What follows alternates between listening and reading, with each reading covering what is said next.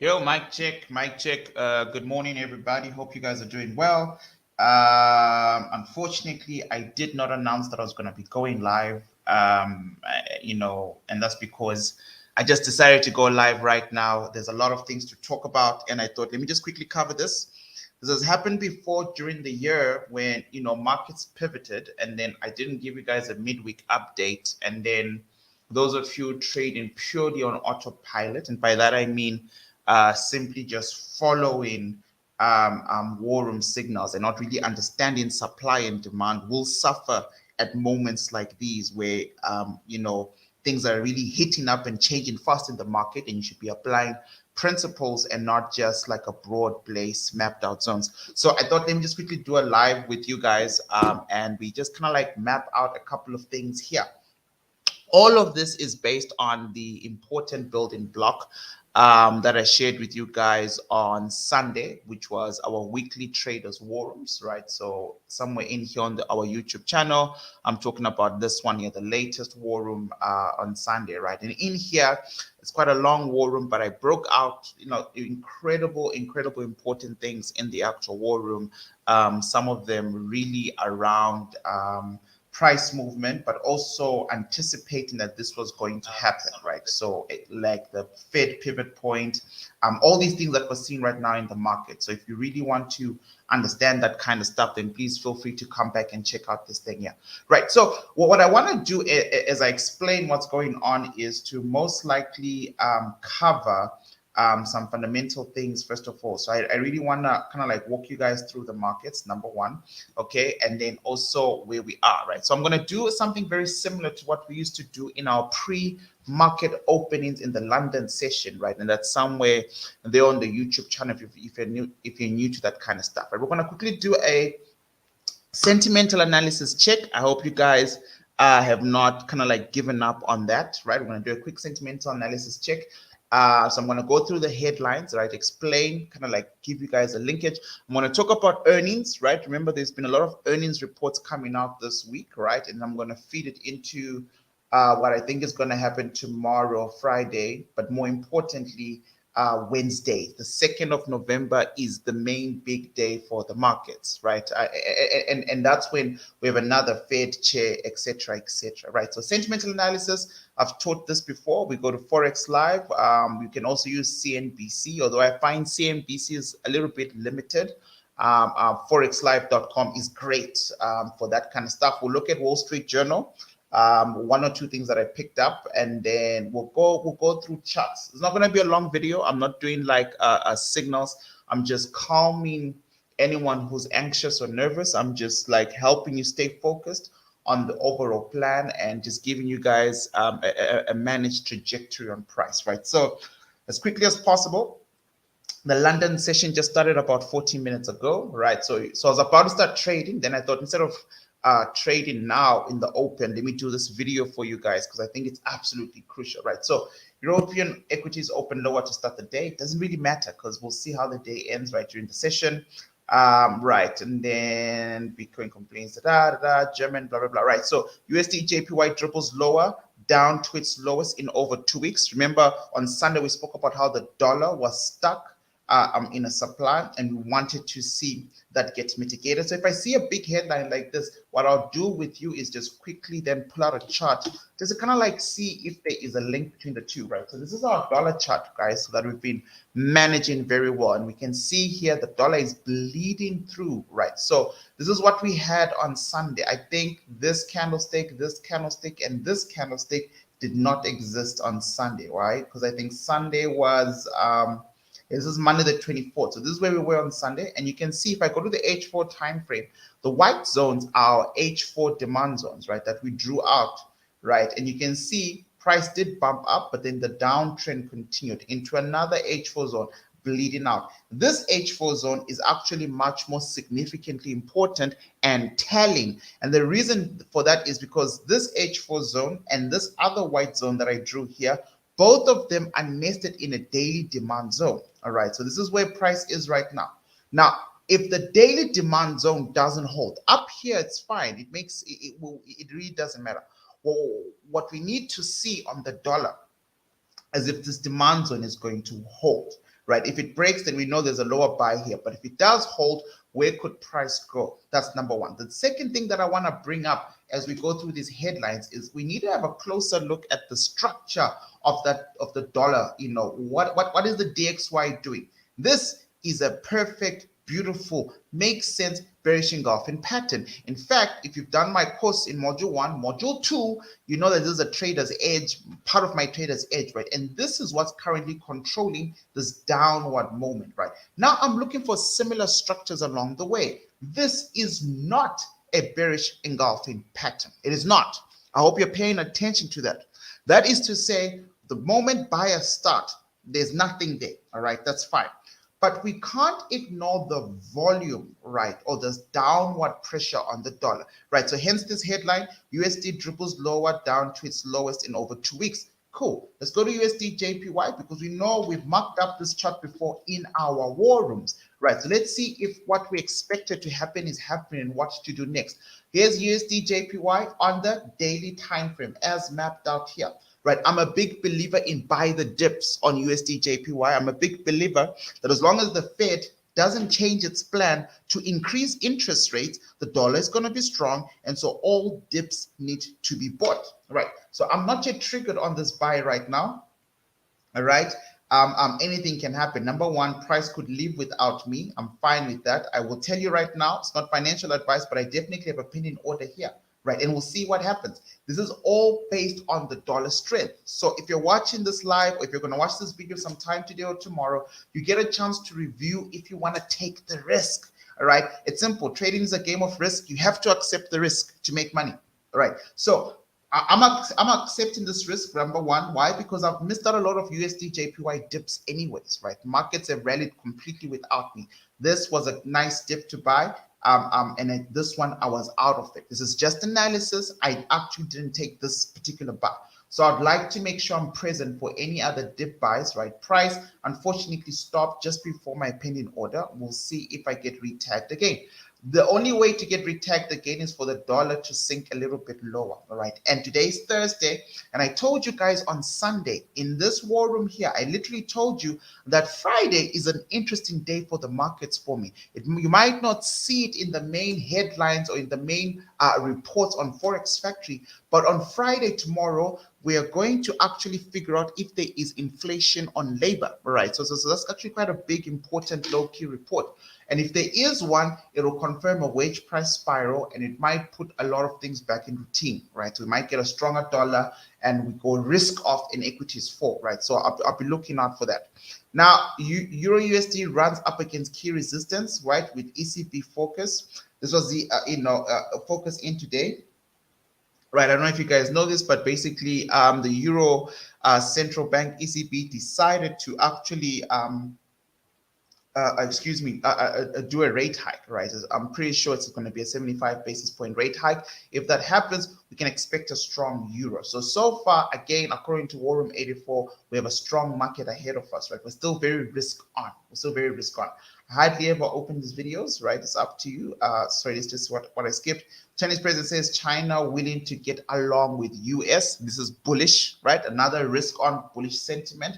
If they're fighting, we're risk off. If they're not fighting, we're risk on. Reserve Bank of Australia need to keep adjusting the policy rate until confident inflation is under control. This is hawkish. We need to keep increasing the interest rate basically until inflation is under control. That's hawkish news. Strong Australian dollar, right? And right now we currently have a weak dollar, right? So all these things. So if you check AUD USD, I hope this helps, man. I'm just kind of like, I want to make sure everyone is literally on the same page, right? You see this there, hit a demand and now floating up into a white supply. I don't think the supply will hold. And we know for a fact that the Reserve Bank of Australia says we need to keep adjusting the policy rate until confident inflation is under control, right? So we can see more strength come into this market, right? And so it wouldn't be surprising by next week to see a move to the upside there, especially as long as the trajectory of the dollar maintains some downside momentum, right? Bank of Japan policy statement due on Friday. I brought this up in the war room, right? That's also going to happen on Friday, all right? China yuan stuff, I really don't care about that. I'm fine there. China lockdown, central districts, right? COVID is still happening in China. There's a war. I don't know if markets, I feel like markets have become a little bit numb to COVID stuff and a little bit numb to Russia, Ukraine stuff, unless if there's like really, really big bad news. But I think all this stuff has now been priced in. These guys have been in and out of COVID since the beginning of COVID. I'm just moving as quickly as you can see a lot of this news, right? Every time in the London session, most of the headlines will be based on the Asian session. So you get a lot of AUD, New Zealand and China, Japan market news, and because those are the active sessions at the time. Right. ECB monetary policy meeting on Thursday, October, and this is the expectation, right? 75 basis point, right? It's kind of like the expectation. We're expecting a strong euro, right? And you can even see Euro USD. That's been priced in quite a bit, right? We had a very strong euro that took momentum during a very weak moment in the dollar and ECB. And this setup here is very interesting because Euro USD has technically started to redefine a structure, right? So we need to really watch this. Only the Fed, I think, can spank this market back into routine. I'm using my old chart where I counted the number of zones present, right? We can safely say the latest zone number 12 on Euro USD has been removed. It has absolutely been removed. Very strong parabolic movement to the upside, strong euro. And again, today, we're set to get another 75 basis point rate hike, which we all know is absolutely positive, for the euro, right? And that's just still before FOMC's rate hike next week, Wednesday. So the euro gets a week, to be king, right? So markets are actively engaged now in zone number 11. And these are the zones we drew in a previous video that we did when I was just showing you that for a swing trader, it is incredibly important not to miss a perfect swing because they don't come as often as people think. We've only had 12 perfect swings this year alone on Euro USD. But if you don't understand that, you're going to have to kind of like review a lot of my videos to understand supply and demand. But the bigger point is Euro right now is dancing in zone 11. And the question is, will this hold, right? Will Friday's report make a difference? We're waiting for next week, Wednesday, make a difference. And the only fresh supply that I see is all the way up there. All right. And if you check our intraday charts for Euro USD, you will then begin to notice that it's just been change of character and buy, which is something, again, I alluded to on Sunday when I taught you guys about Fed pivot points and Fed U-turns. And it's almost, sometimes I take those moments lightly. I was debating on Sunday whether to incorporate that in our war room video or to do another video around it later on at a later stage. And I'm very glad I did it on Sunday because, it will be very difficult for you guys to really grasp, grapple with what's going on in the markets right now. This is what the Euro USD 1 hour intraday chart looks like, right? You can see ever since markets broke supplies with a change of character, there's been nothing short of just golden buys on Euro USD on a continuous basis. And by the way, full financial disclosure, I've literally made no money this week. I mean, no buys. I just, because the overall tone for me is bearish, generally speaking, I sit and watch and wait because I never know how long it's going to be. All right. So this has been very beautiful buy moments in the markets, but I'm not in them. Right. I'm just waiting. All right. Shake my hand. My brother from Botswana there, man. Sorry, man. I never announced I was going to go live, but I just thought if I do a video, it's going to take me forever to edit it. By the time it comes out, it'll be Sunday. Right. So I thought let me just quickly jump on the live and those who catch on. Right. The next headline, Japan media report. Government stimulus spending being considered is over. Listen to this.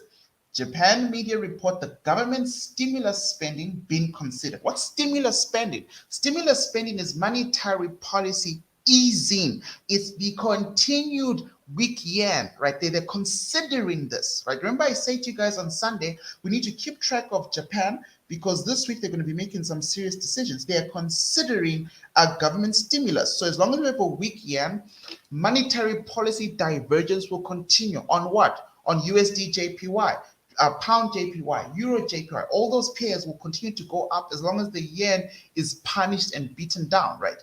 The UK stuff I'm keeping separate because I have a video for that already. Goldman Sachs focus Euro USD to 0.97 in 3 months. risk skewed to more downside. Goldman Sachs is one of the top trader banks. They've got a report that they put online. You can see how many winning and losing days they have in a year. It's central to our strategy. All I teach you what to do is what the banks do. Remember, banks think in 3 months. This is not a Leroy theory. There it is there. Goldman Sachs focus 0.97 in 3 months. In a profit target of a year in a 10-year span. Let's go see where 97 is. We just looked at the Euro USD chart.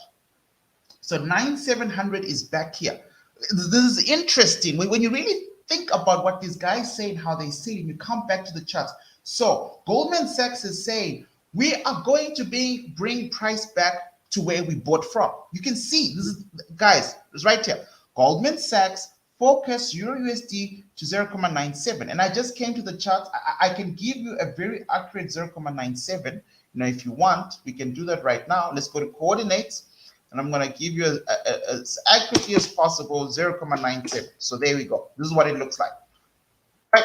That's where it is. And you can see for yourself, there was massive competition on this. I told you guys there was a change of character somewhere up here. Price stopped making any lower lows and started to break in supplies. In fact, we've actually broken our previous NFP supply. And you know NFP supplies are crucial. There's the September supply right there. Was, and I don't know where the October supply is, probably somewhere here. NFP, right? And now Goldman Sachs is saying, yeah, man, in the next 3 months, we have every intention of bringing the euro back down to these levels where we bought. It's on the charts, right? So it's the first time on our headlines I'm seeing that long-term downside, sentiment, right? So Goldman Sachs is kind of like send out a signal. We'll see how the market plays, right? Reserve Bank of New Zealand governor says monetary policy will be reviewed in the middle of November. Okay, we'll see you guys then.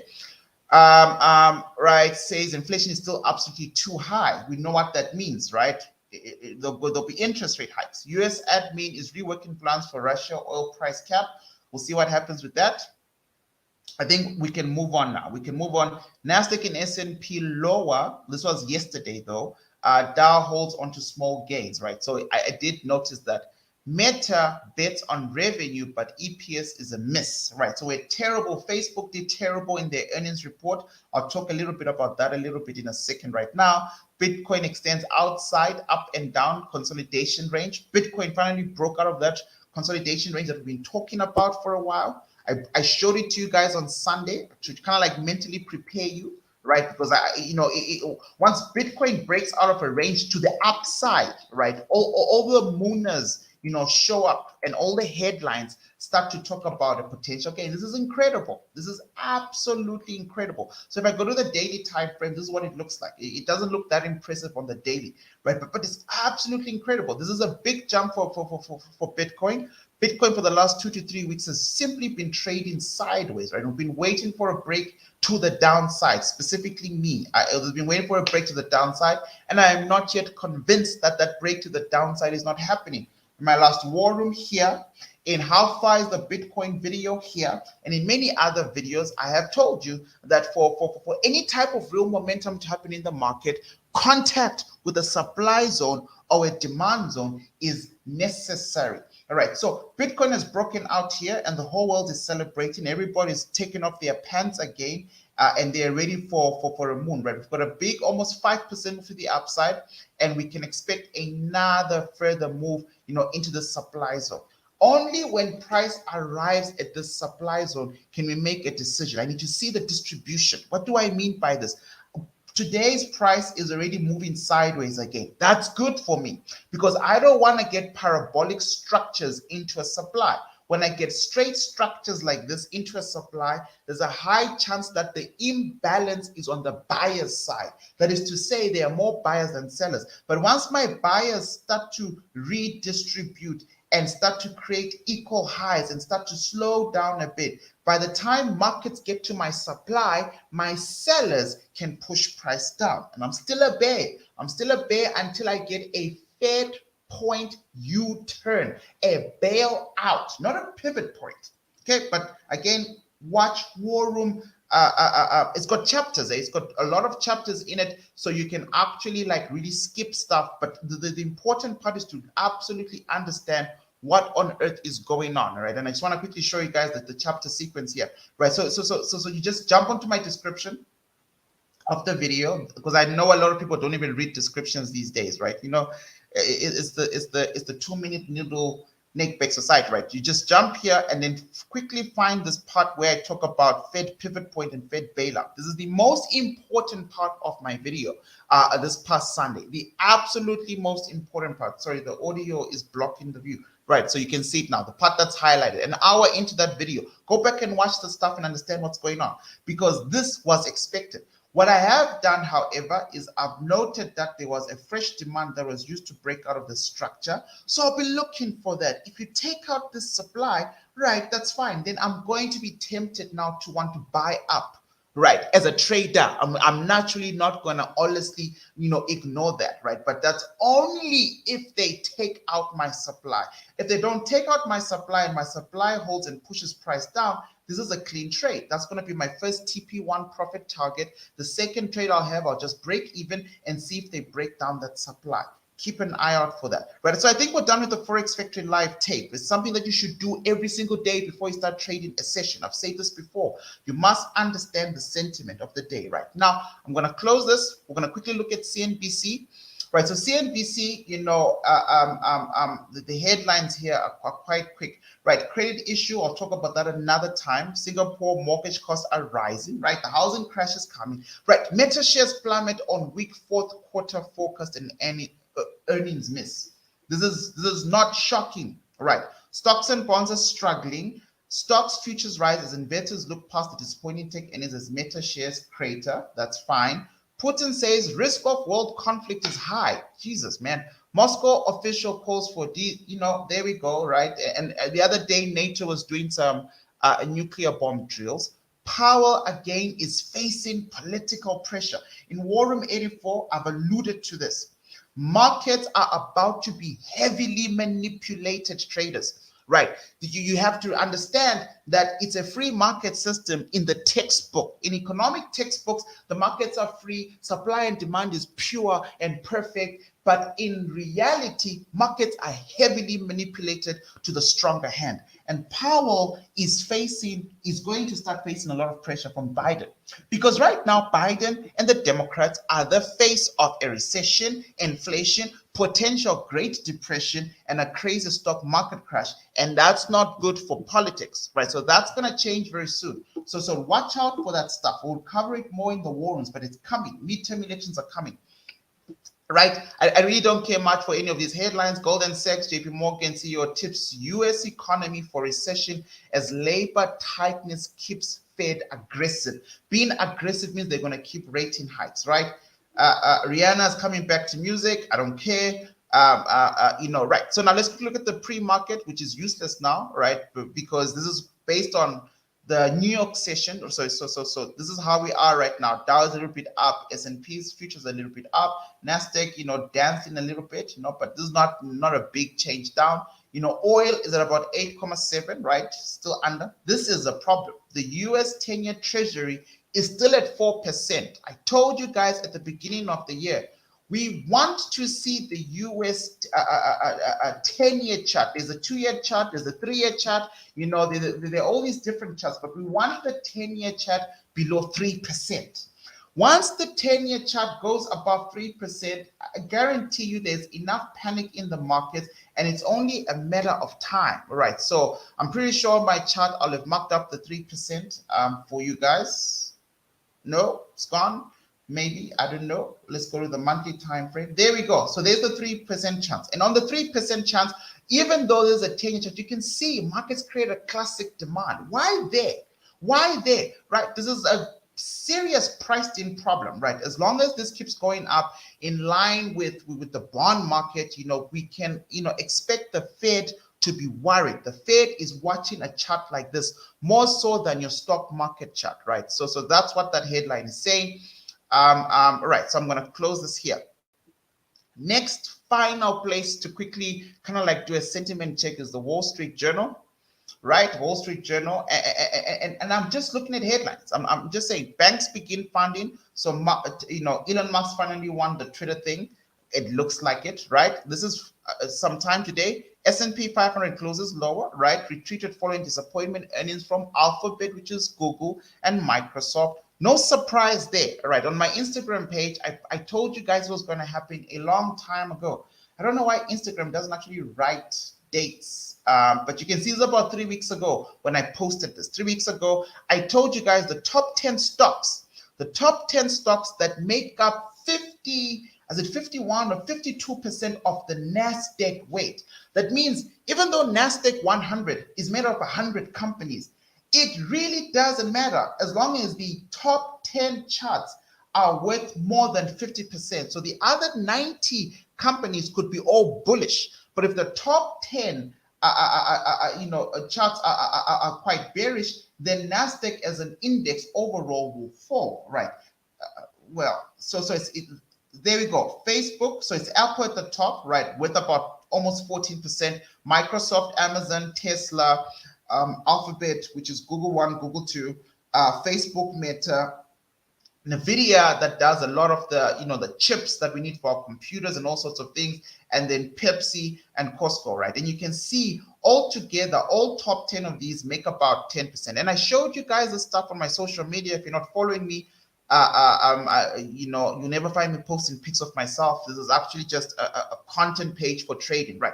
Meta, we spoke about Meta here, and I said it's number 7 in terms of the weight, and it is still melting. I'm not surprised about earnings, right?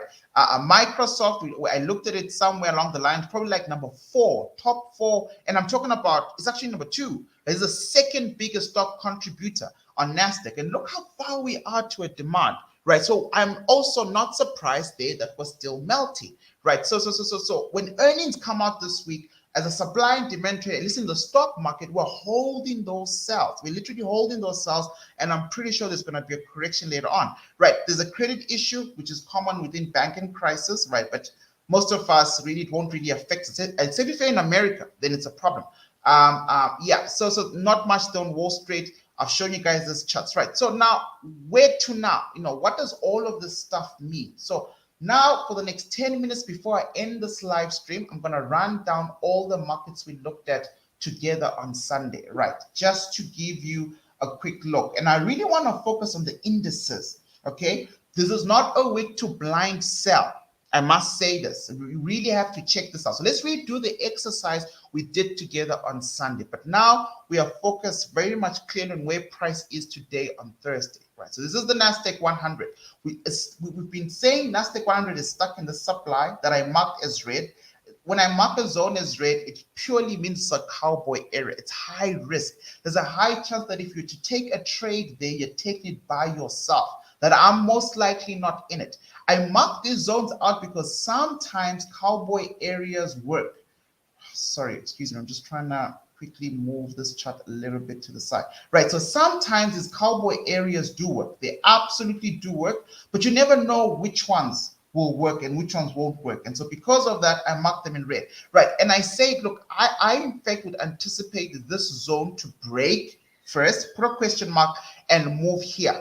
But on Sunday, we also identified that this structure up here and this structure down here was actually quite common across all indices. And so what we needed to do was to realize which markets we're going to get to where first. And then for the NASDAQ or the markets trading behind, we can compare. For example, here's the S&P 500. S&P 500 has already melted this whole zone, right? And we spoke about it's the exact same place where NASDAQ is right now. Remember, I marked this up in white again in War Room 54. You just skip to the chapter right at the beginning there. You'll see me talk about S&P 500, blah, blah, blah, right? You can see now this week, Monday, Tuesday, Wednesday, this whole zone has been removed, right? And now price has arrived here. This is where we think NASDAQ is going. This is where we think NASDAQ needs to get to. But for NASDAQ to do that, NASDAQ needs to quickly break this area. But tomorrow, we're going to get a report on inflation on labor. Next week, Wednesday, we're getting Powell. And these pre-runs, these bullish runs, might have met their end, right? Depending on Powell's tone, right? So you need to see if this area holds here and price actually gets pushed down, There is a lower demand there that you need to contend with. All right. But now it will all be based on market movement. So you're going to keep track of that stuff.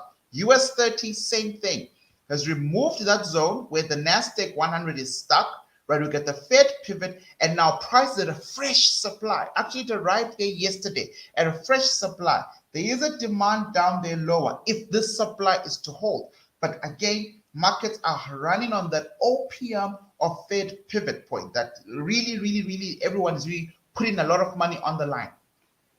I'm skipping UK 100 because it's got no consequence to us. I'm going straight to Nikkei 225 because this is the Japanese index, and I've always tell you guys that there is a serious mirroring. So it's also arrived at the same structure that's above where NASDAQ is, but the same structure where S&P is, where US 30 is, and it's also showing slight signs of a decline, right? So, and then lastly, the most sensitive of them all, which is the US 2000, right, has arrived at a similar structure where there's a double supply tag, broken it, and now markets are veering off here. So if tomorrow's report has no bearing on the market or is bullish on the market and continues to assume that there is no wage spiral, then all we have between now and Wednesday is Powell. We have to wait to hear what Powell says.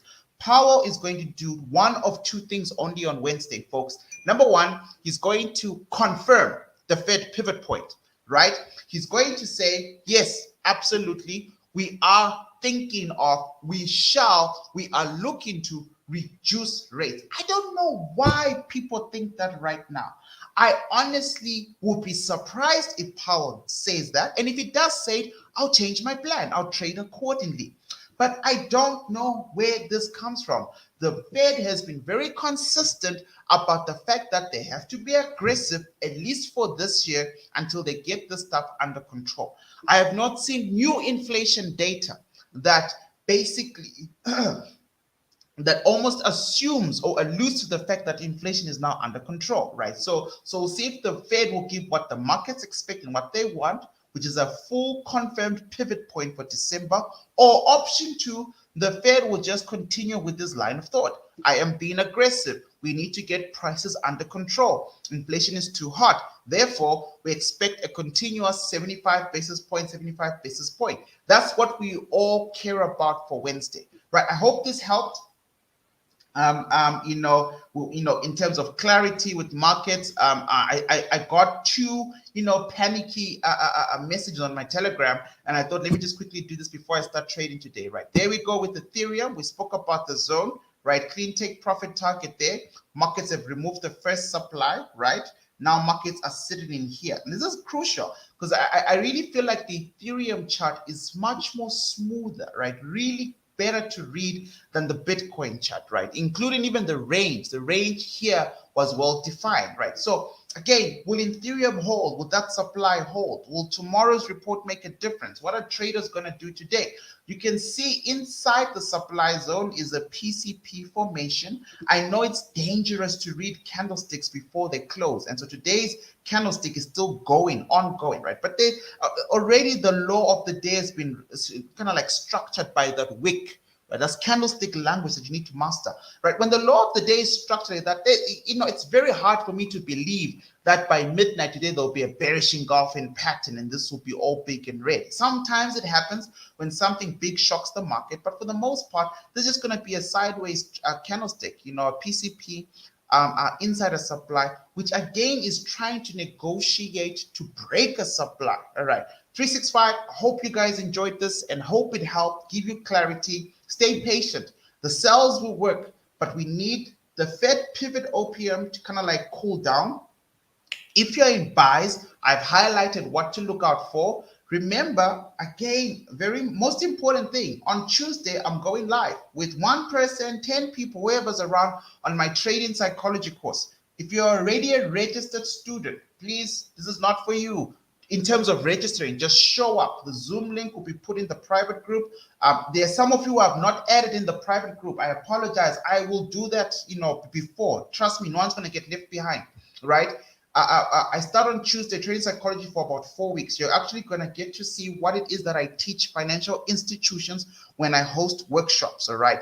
And this is only $100, but if you want to get the full course module, it's like $200 with module 1, module 2, supply and demand, now trading psychology. So it's a steal. But this is happening on Tuesday. On Wednesday, the Fed is going to go live. So we will have class before the Fed goes live, because classes are 6 p.m. South African time. If you're a registered student, if you pay for the course and you can't come for the live classes, don't worry, I got you. All sessions will be recorded. Right. Stay well, stay blessed, protect your money, think carefully about what the markets are doing, right? So this is an interesting time. I do believe more downside is coming. You know, look, the very fact that tech stocks are struggling to do what S&P and US 30 are doing is a clean indicator, right? And this is just based on the earnings that came out, you know, yesterday and the day before, right? So a lot of pain might still be priced in, but let markets do this. We want big bear rallies because we get better sell entries most of the time. 365, shake my hand and have a good day. Blessings, guys. Blessings.